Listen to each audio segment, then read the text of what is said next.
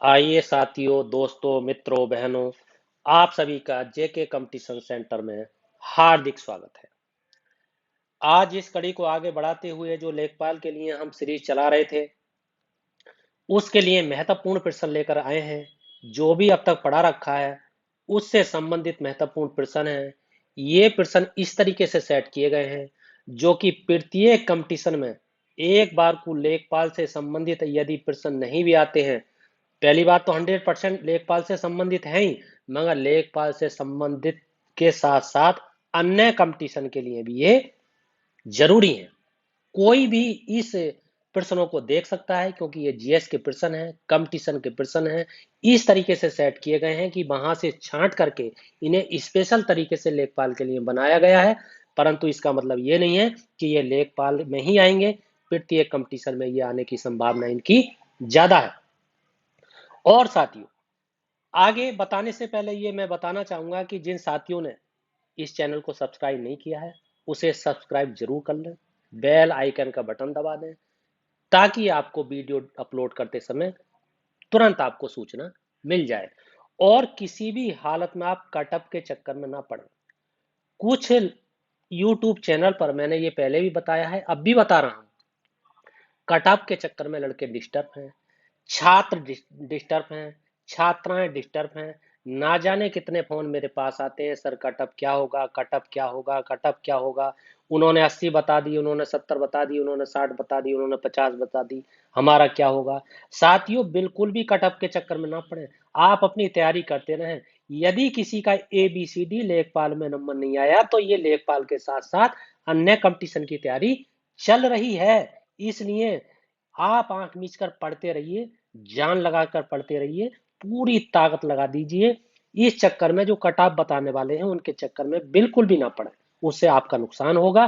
Cutoff डाल देते हैं और बच्चे डिस्टर्ब हो जाते हैं, वो बेचारे दुखी होकर के उसी चक्कर में पड़े रहते हैं। इसलिए साथियों, दोस्तों, मैं आपसे चाहूंगा कि कटऑफ के चक्कर में ना पड़कर एग्जाम को फाइट करने के चक्कर में पड़े। आइए पहला प्रश्न देखते हैं।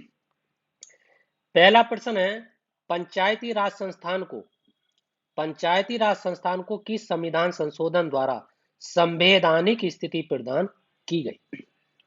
मैंने ये पढ़ा रखा है। इसका सही उत्तर है 73वें संविधान संशोधन अधिनियम 1992। ये मैंने बड़े विस्तार से बताया, डेली करंट अफेयर्स में भी बताया है, और आपके जो पिछली वीडियो उसमें भी बताया है। इसमें भी मैंने आपको बताया है। मैंने इसके बारे में कई बार इतनी जानकारी दी कि इसमें ये ग्राम पंचायत से संबंधित है। पहले स्थानीय स्वशासन हुआ करता था, और मैंने आपको ये भी बताया स्थानीय स्वशासन किसके काल में लागू हुआ। मैंने आपको बताया था लॉर्ड रिपन के शासन काल में लागू हुआ। ये प्रश्न पूछा जा सकता है। चौल काल में स्थानीय स्वशासन लागू हुआ, ये मैंने आपको बता रखा है।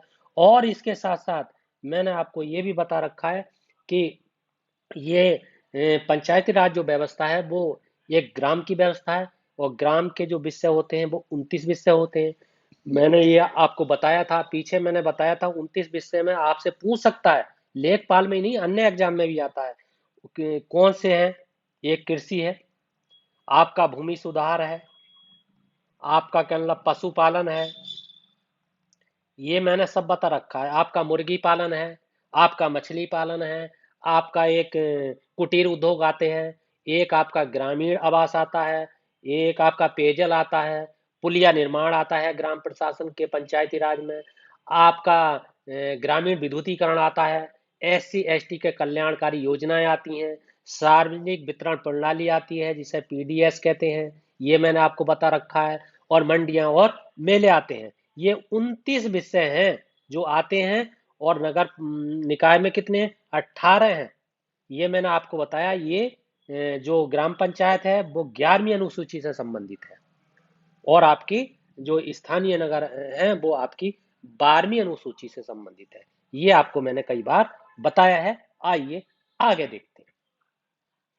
अगला प्रश्न है, एक गंटरी जरीब की लंबाई कितनी होती है। इस तरीके के प्रश्न बहुत आएंगे। तो मैंने आपको बताया था कि एक गंटरी जरीब की जो लंबाई होती है, एक गंटरी पूछ रहा है तो गंटरी के बारे में आपको बताना है 132 फीट। ये फुट लिखने से रह गया है। टाइप होने से रह गया। ये आपको ध्यान रखना है, इसके बारे में मैंने बता रखा है। हाँ, अब एक अगला प्रश्न है, एक शाहजहानी जरी की लंबाई कितनी होती है? इसकी लंबाई होती है 165 फीट। ये मैंने बता रखा है आपको। और मैंने सॉरी, मैंने बताते समय आपको ये बताया था कि जैसे एक लाठा कितने इंच का होता है? 90 इंच, 8 फुट 3 इंच का होता है। 1 मिलीमीटर कितना होता है? मैंने आपको बताया था 0.039 इंच का होता है। 1 सेंटीमीटर पूछा जाए कितने के मिलीमीटर के बराबर होता है, तो 10 मिलीमीटर के बराबर होता है। अगर आपसे पूछा जाए एक डेसीमीटर कितने सेंटीमीटर के बराबर होता है, तो आपको 10 सेंटीमीटर के बराबर बता देना है। अगर 10 सेंटीमीटर पूछा जाए कितने मीटर के बराबर होता है, तो आपको 1 मीटर बता देना है। अगर आपसे 10 मीटर पूछा जाए कितने डेकामीटर के बराबर होता है, तब भी आपको 1 डेकामीटर बता देना है। 10 डेकामीटर पूछा जाए कि कितने हेक्टोमीटर के बराबर होता है, तो आपको एक बता देना है, 1 हेक्टोमीटर बता देना है। 10 हेक्टोमीटर में कितने हेक्टोमीटर होते हैं, तो दस हेक्टोमीटर में 1 किलोमीटर होता है और 1,000 मीटर होते हैं।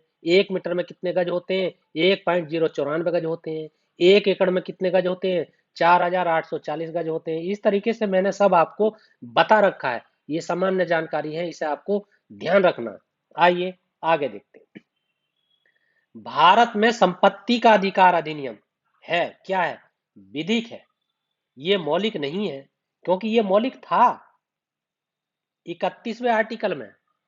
इसे हटा दिया गया है, अब विधिक अधिकार बना दिया गया है। आइए आगे देखते हैं। उत्तर प्रदेश में लेखपाल सेवा नियमावली किस वर्ष बनी? ये आपको ध्यान रखना है, ये मैंने सब बता रखा, बस 2006 में बनी। आइए आगे देखते हैं।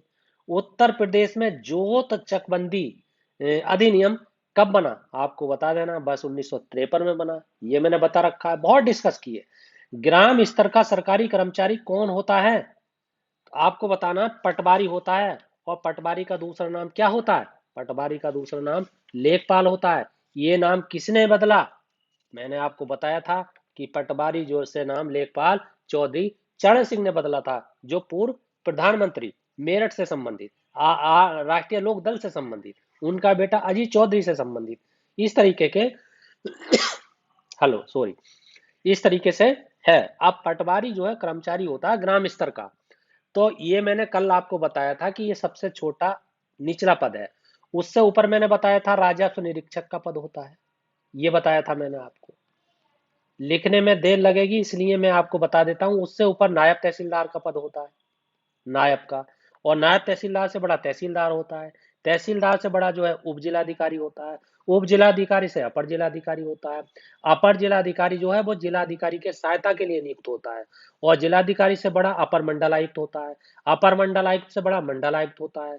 मंडल आयुक्त से बड़ा 7 जो है न्यायिक सदस्य होते हैं, जो लखनऊ में बैठते हैं, वो होते हैं। उनसे बड़े 2 प्रशासनिक सदस्य होते हैं, जो प्रयागराज में बैठते हैं, ये होते हैं। और सबसे ऊपर इन सबका अध्यक्ष होता है। राजस्व परिषद की संरचना का एक अध्यक्ष होता है, जो सबसे बड़ा होता है। ये आपको ध्यान रखना है। इस तरीके के प्रश्न आ सकते हैं, क्योंकि ये पूछा जा सकता है कि लेखपाल से बड़ा कौन है, या फिर तहसीलदार से छोटा कौन है। ये मिलाने के लिए आ सकता है, तो इसलिए भी ये आपको जानकारी होना अति आवश्यक है। आइए आगे है, भूमि सुधार हेतु कानून बनाने की शक्ति किसके पास है? भूमि सुधार हेतु कानून बनाने की शक्ति किसके पास है? राज्य सरकार के पास है। अनुसूची 9 में बताया गया है भूमि संपत्ति अधिग्रहण, तो वो यही है भूमि सुधार के ये अनुसूची सॉरी 9 के तहत आता है। ये मैंने आपको बताया। आइए आगे देखते हैं। खतौनी में लेखपाल परिवर्तन करता है, बहुत महत्वपूर्ण प्रश्न है। इस तरीके के प्रश्न बहुत आते हैं। साथियों, मैं बताना चाहूंगा कि 2015 में जब जगह निकली थी, तो मैंने इन्हीं तरीके से बच्चों को पढ़ाया था, छात्रों को पढ़ाया था। उसमें 55-56 लेखपाल बने। उन्होंने विश्वास किया। ऐसे ऐसे लोग थे जो चक्कर में पड़ रहे थे, रिश्वत के चक्कर में पड़ रहे थे, अपनी जमीन बेच रहे थे। मैंने उनको रोका और बिना ही उसके उनका सिलेक्शन हो गया। ये बात सारे लेखपालों को मालूम है। इसलिए बहुत सटीकता से इस चैनल पर जुड़े रहिए साथियों। दोस्तों मित्रों, आपको निश्चित फायदा होगा। मैं जमीन से जुड़कर सवाल की व्याख्या करता हूँ, जमीन से जुड़कर आपको बताता हूँ, और मैं हर तरीके की कंपटीशन की समस्या का समाधान करता हूँ। इसलिए मैंने कई बार आपको नंबर दिया है। अगर किसी साथी को कोई भी दिक्कत है, कोई उसे भ्रमित कर रहा है, ये मेरा मोबाइल नंबर है। इस नंबर पर आप मुझसे संपर्क कीजिए। हर हालत में आपका सिलेक्शन होगा। लेखपाल आप 100% बनेंगे। इधर बिधर के जो यूट्यूब चैनल हैं, ना जाने, मैं भी कभी कभी मेरे पास देखने वाले ही सूचना बताते हैं, जो मेरे छात्र जुड़े हुए हैं मुझसे, वो बहुत बेकार बेकार की बातें बता रहे हैं। इसलिए आपको सावधान रहना है, किसी कट ऑफ में नहीं पड़ना है। आपका सिलेक्शन लेखपाल में नहीं होगा, वीडियो में होगा, सिक्योरिटी में होगा, नायब तहसीलदार में होगा, यूपी ट्रिपल एससी में होगा, यूपी पीसीएस में होगा, यूपीएससी में होगा, एसआई में होगा, एनटीपीसी में होगा। अरे ना जाने कितने कंपटीशन है, आपका 100% किसी ना किसी में होगा। इसलिए दम लगाकर आप पढ़िए। 100% आप लेखपाल भी बनेंगे और हर कंपटीशन में आप सफल होंगे। आइए प्रश्न को देखते हैं। खतौनी में लेखपाल परिवर्तन करता है किस रोशनाई से पड़ता? नीली रोशनी से, हरी रोशनी से, या लाल रोशनी से? तो आपका उत्तर होना चाहिए, इस तरीके के प्रश्न बार बार आते हैं, लाल रोशनी से खतरा में परिवर्तन करता है। आइए आगे देखते हैं। पटवारी शब्द का प्रारंभ किसने किया? शेरशाह सूरी ने किया। और लेखपाल का किसने किया? मैंने आपको बताया, चौधरी चरण सिंह ने किया। ये आपको ध्यान रखना, ये मैंने आपको बताया था। और मैंने आपको उस समय बताया था, जिस समय ये मैं बता रहा था, इसकी व्याख्या कर रहा था, कि आपसे पूछा जा सकता है, जो पीछे देख रहे हैं, मैं रिवीजन कराना नहीं चाहता, टाइम लंबा हो जाता है, मुझे भी बहुत सारे काम है। देखो मैंने बताया था पीछे कि कृषि वर्ष कब से कब प्रारंभ होता है, तो 1 जुलाई से 30 जून तक होता है, ये भी बताया था। कृषि वर्ष को क्या कहते हैं? फसली वर्ष कहते हैं। ये प्रश्न आ सकता है। खसरा और खतौनी को सम्मिलित रूप से क्या कहा जाता है? अधिकार अभिलेख कहा जाता है। ये मैंने आपको बताया। कानून गो का दूसरा नाम क्या है? राजस्व निरीक्षक है, मैंने ये बताया था। भू राजस्व वसूली करने वाला कौन होता है? मैंने बताया था, अमीन होता है, लेखपाल नहीं होता है। इसलिए आप ध्यान रखें, ये बहुत सारी बातें मैंने आपको बताई थी। आइए आगे देखते हैं। वर्ष 1947 के बाद न्यायिक मुख्यालय, प्रशासनिक कार्यों का मुख्यालय कहाँ रखा गया? किस जगह रखा गया? पहले इलाहाबाद में, फिर लखनऊ में। ये उसका उत्तर है। आइए, एक लाठा, एक लाठा कितने फीट के बराबर होता है? तो ये आपको बताना है, मैंने इसके बारे में बहुत बार बता रखा है। 8 फुट 3 इंच के बराबर है। सॉरी। अगर आपसे पूछा जाए कि 1 बीघा कितने के बराबर होता है, आप बताएंगे 55 × 55 वर्ग गज के बराबर। ये आपको ध्यान रखना है। अगर आपसे पूछा जाए कि 8 बीघा कितने के बराबर होता है, आप बताएंगे 5 एकड़ के बराबर। आपसे पूछा जाए 1 गज इलाई कितने के बराबर होता है, आप बताएंगे 33 इंच के बराबर। आपसे पूछा जाए 20 बिस्वा किसके बराबर होता है, आप बताएंगे 1 बीघा के बराबर। आपसे पूछा जाए कि 20 उनवासी किसके बराबर होता है, आप बताएंगे 1 कंचवासी के बराबर। इस तरीके के मैं बहुत बता चुका हूं। आप गहराई से देखिए, समझते जाइए, सुनते जाइए। कोई चीज आपको लिखने से याद नहीं हो रही है, समझ लीजिए, उसको सीख लीजिए, उसको समझने का प्रयास कीजिए। हर प्रकार की समस्या का समाधान आपका होगा। आइए आगे देखते हैं। उत्तर प्रदेश में ग्राम राजस्व की देख रेख कौन करता है? उत्तर प्रदेश में आपको बता देना है, लेखपाल करता है देख रेख। और उगाही कौन करता है? आप बताएंगे अमीन करता है। ये आपको ध्यान देना। अगर राजस्व निरीक्षक के साथ एक अधिकारी होता है, उस अधिकारी का नाम क्या होता है? तहसीलदार होता है। ये मैंने अभी भी बताया कि तहसीलदार से बड़ा कौन होता है, मैं आप बता रखा है, उप जिलाधिकारी होता है। उप जिलाधिकारी से बड़ा कौन होता है, मैं आपको बता रखा हूँ, अपर जिलाधिकारी होता है। अपर जिलाधिकारी से बड़ा कौन होता है? जिलाधिकारी होता है, जिसे डीएम कहते हैं। फिर अपर मंडलायुक्त होता है, फिर मंडलायुक्त होता है, फिर 7 न्यायिक सदस्य होते हैं, फिर 2 प्रशासनिक सदस्य होते हैं। 7 न्यायिक सदस्य का मुख्यालय लखनऊ है, और आपका 2 प्रशासनिक सदस्य का मुख्यालय प्रयागराज है। आपसे पूछा जाए कि न्यायिक मुख्यालय कहाँ है, तो आपको लखनऊ बता देना है। आपसे पूछा जाए कि केरला प्रशासनिक मुख्यालय कहाँ है, तो आपको केरला इलाहाबाद बता देना।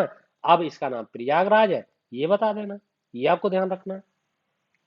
तो साथियों, दोस्तों, मित्रों, बहनों, यदि आपको ये वीडियो पसंद आई है, तो इस चैनल को सब्सक्राइब जरूर कीजिए, सब्सक्राइब जरूर कीजिए, शेयर कीजिए, लाइक कीजिए, कमेंट कीजिए, फीडबैक दीजिए। इसी के साथ आपका बहुत बहुत धन्यवाद।